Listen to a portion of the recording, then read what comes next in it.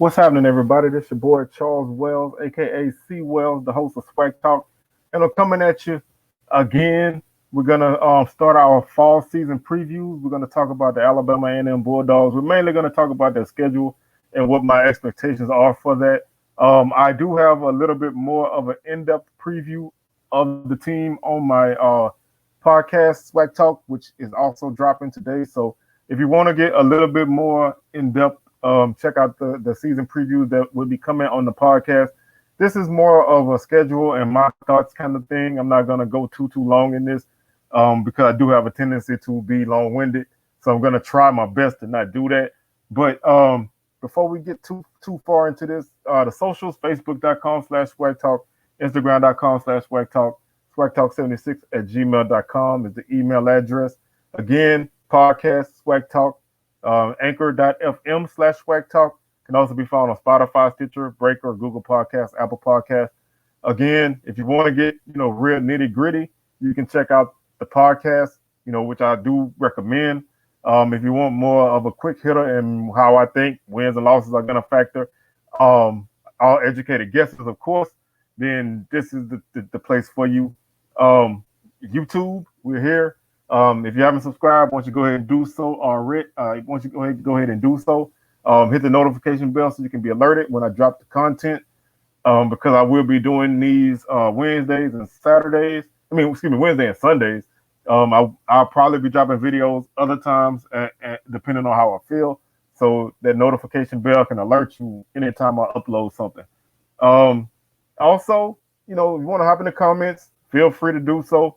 I like to go back. I like to talk to everybody, so I appreciate that. I'm definitely appreciating the support that everybody's showing and the love.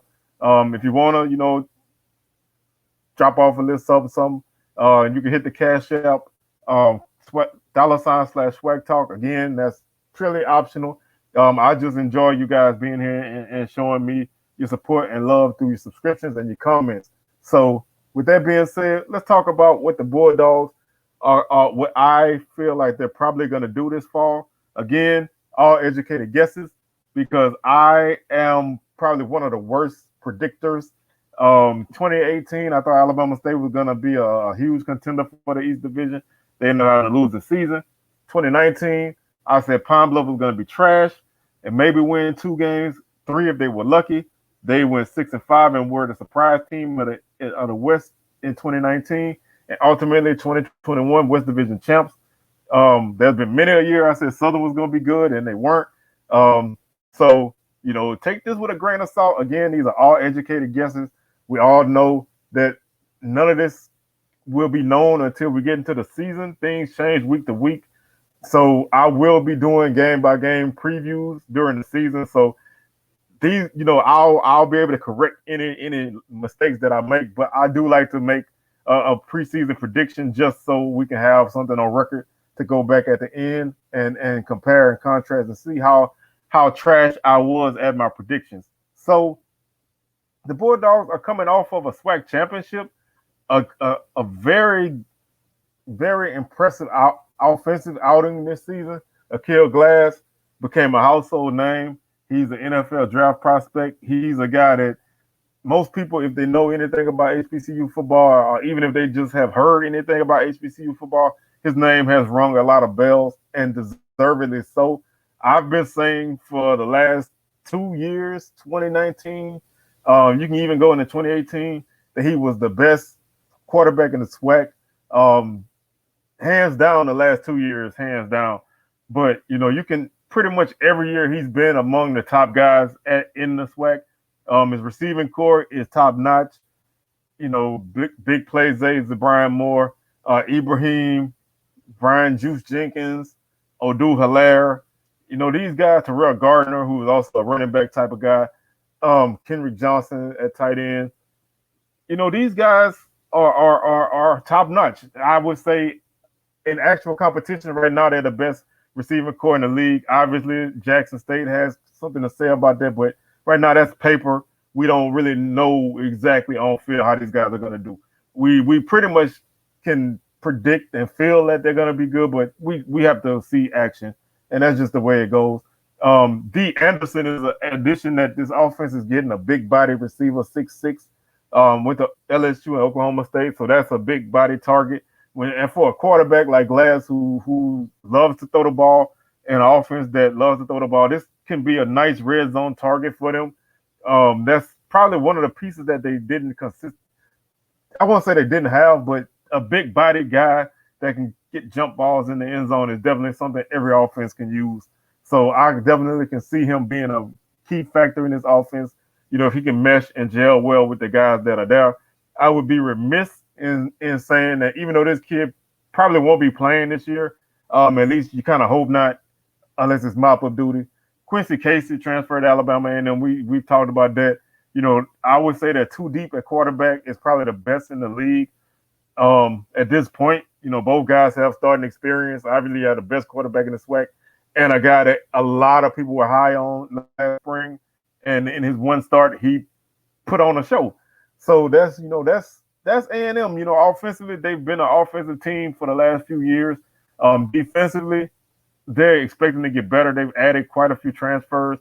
They did lose Marcus Cushiony, the defensive end, who led the team in sacks. Replacing him, is going to be a key factor. That pass rush has to be good. That secondary is going to have to take some time to gel with those new pieces. A guy that I love is Armani Holloway. He's a linebacker. He's a guy who's always around the football. Anytime you hear me talk A&M football, you probably hear me say his name more than even Aqeel Glass. The kid is a tackling machine. He's always around the football. You're going to see him all the time. So that's a name that I would, if you're not familiar with him, I would suggest you get familiar with him.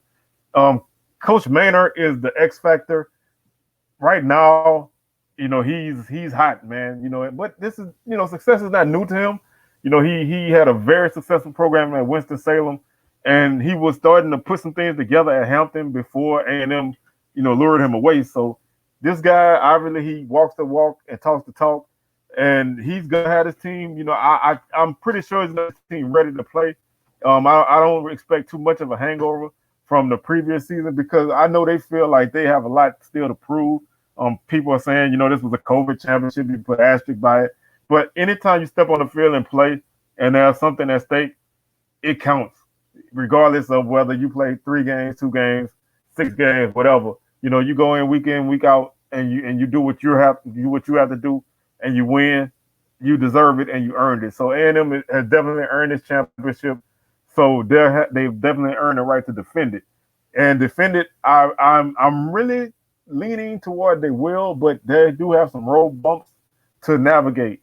Their season schedule is not super hard.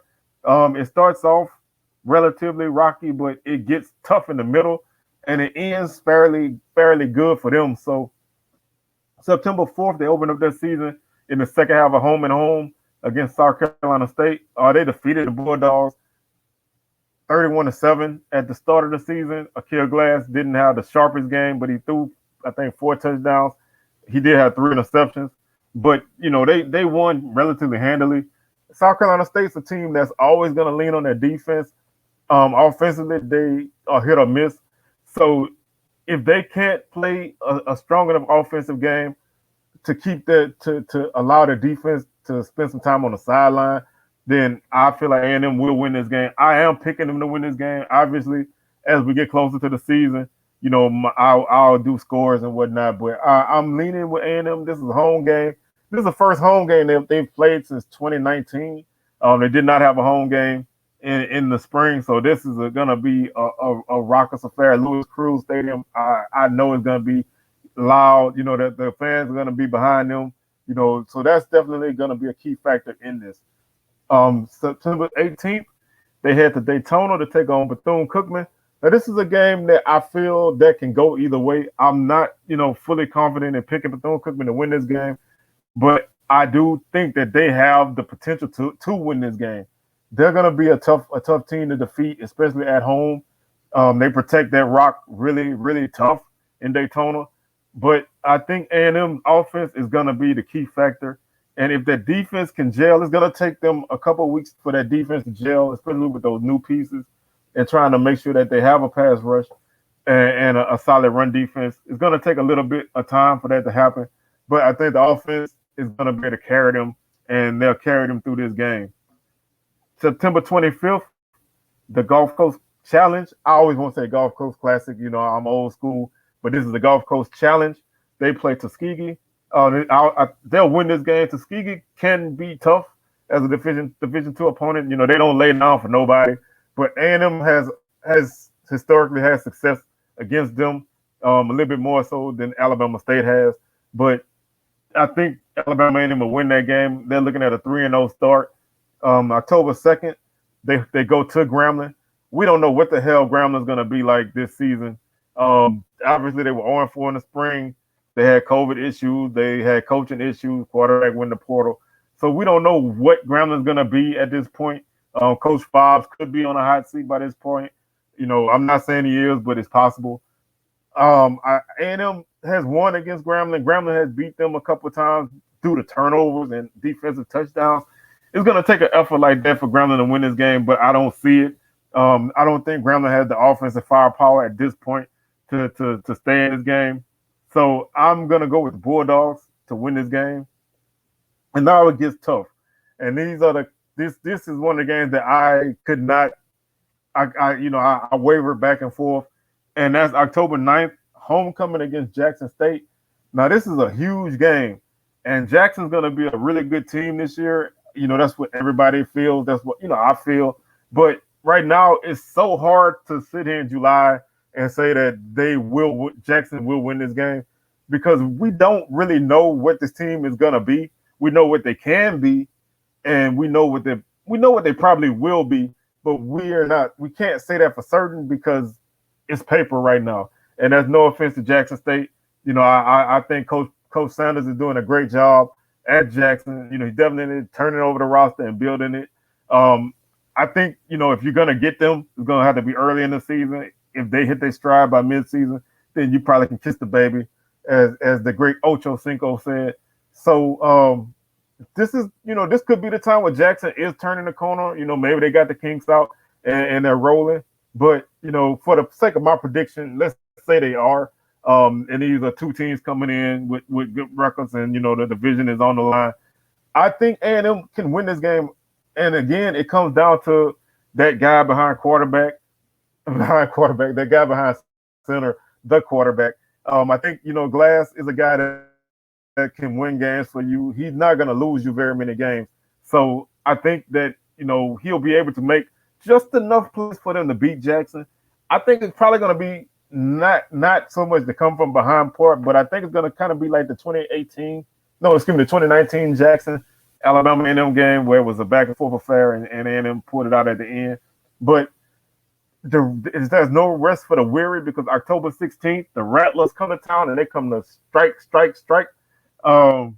is going to be a tough game. Jackson was a tough game. This is going to be a tough game. A&M is Alabama A&M is I think they're going to come off of a physical affair. Florida A&M is ready to prove that they belong in the SWAC. They're here to win the SWAC. Coach Simmons has those guys. He has those guys believe in the fans. They definitely believe they're going to win the SWAC. So this is, a hurdle for them. It's back-to-back home games for the Bulldogs. But for some reason, I feel like this is the game that A&M trips up on, especially coming off the Jackson game. If they win that game, it's probably going to be an emotional affair. So it's going to be another week that you have to get back up for, and this may be the game comes in and is able to steal a dub. If Alabama and them loses to Jackson, then this is definitely a game I don't think they're going to win. So I'm going to pick FAMU to win this game and send Alabama A&M into the open date with their first loss. October 30th, they play Alabama State in the Magic City Classic. Again, you can throw the records out in this game.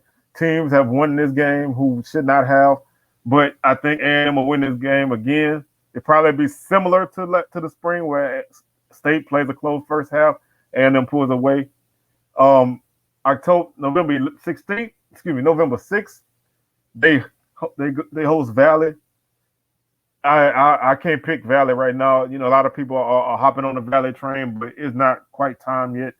So I think A&M will win that game. November 13th, they go to Houston to play Texas Southern. Take Southern again. I feel probably will win a game or two this fall, but not this one. Too much Alabama A&M, and then they close out their season at home against Pine Bluff in a game that could be a big game if Pine Bluff is able to navigate their schedule, which I'm not quite sold on right now. If they come into this game, with a chance at the division, or even with a good season, then I think this will be a good game. Otherwise, I think A&M wins this game. Not handily, but I think they win it comfortably. And my best case scenario for Alabama A&M this season would be a 10-0 record, and that's if every chip falls into place. They navigate that 2-game stretch of Jackson and FAMU. But my prediction is 9-1 because I do feel like they're gonna slip up and lose a game. My worst case scenario would be 7-3. That's factoring in losing one of the Jackson FAMU games or both, and then a loss to either South Carolina State, Bethune-Cookman, or Pine Bluff if they're feeling froggy. But I don't see them finishing 7-3. Right now, I'm saying 9-1. Anything less than 7-3, it would be some kind of miracle for that to happen, and I don't see that happening. So this should be a very successful season for the Bulldogs. They are definitely going to be in the hunt for the SWAC Championship, and they have a strong possibility of making it back. And right now, obviously, I'm leaning, I'm iffy on picking them to make it to the SWAC Championship, but I really do think they will be a factor in this race. You could say that, there's 5 teams in the East that's going to do this and that. But right now, on paper, it's a 3-team race. Of course, we all sleeping on Bethune-Cookman. I am too, and I'm blatantly sleeping on them right now. But this is a 3-team race right now. 1, 2, 3. So I'm going, one of those 3 is going to win the East. And that's pretty much it for this show. We'll be back on Sunday when we talk about Alabama State and we break down their schedule. And we're going to go from there, Wednesdays and Sundays, all the way to the start of the season. A couple of days before the MEAC SWAC Challenge, we'll have a preview of that game. I may be at that game. That's my plans right now. I have my Southern season tickets, man. I'm so hyped. I hope everybody else got their tickets and you're a season ticket holder. If you're not and you're in the area of a school, once you pick up season tickets, a lot of teams have very inexpensive season tickets. Why don't you go ahead and drop a little money on the program and support if you can. So with that being said, I'm your boy C. Wells, and I'm up out of here. Enjoy your hump day.